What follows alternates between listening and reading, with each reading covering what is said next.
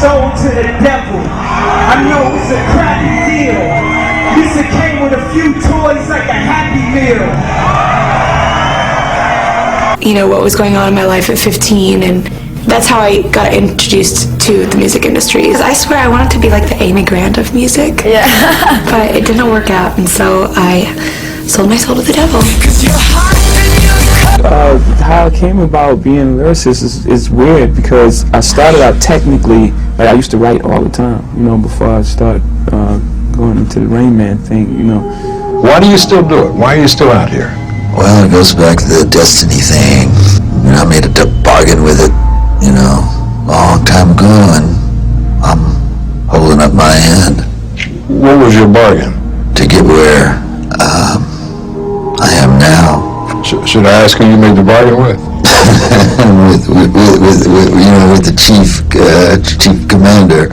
On this earth? And on this earth, and then in the world we can't see.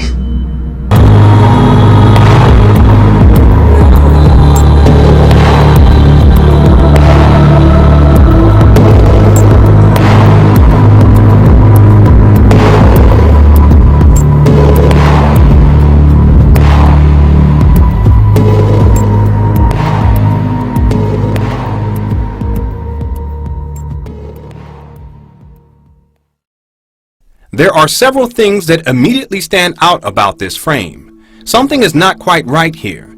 It is probable that you have already sensed that something strange is going on in this frame. Let us take a closer look. First of all, it appears as if Rihanna is bent over, her head bowed low, her face against the floor. Her legs are parted, her arms upstretched, angled behind her. This frame is dualistic in nature. It tells two stories simultaneously. Look closely at Rihanna's hair. There are only a few strands leaning down towards the ground. How is this possible? If her head is fully bowed, then shouldn't all of her hair be leaning down towards the ground? Shouldn't the hair on the back of her head fold over towards the ground as well? Wouldn't gravity make this so? Secondly, there are anatomical impossibilities present in this frame. The distance between Rihanna's bowed head and shoulders is anatomically disproportionate. Given the relative position of her trapezius muscles and pectoralis major muscles, Rihanna's neck would have to be about 11 inches long in order for her head to reach that low.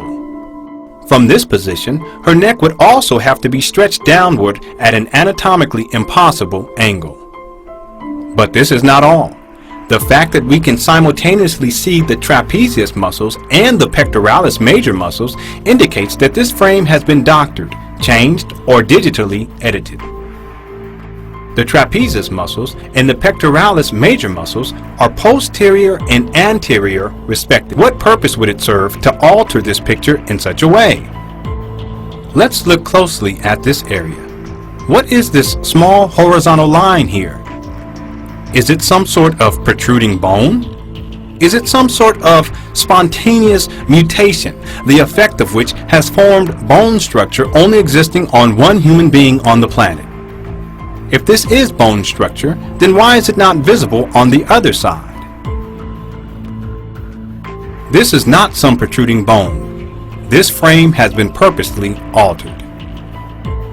This small horizontal line is in actuality a right eye.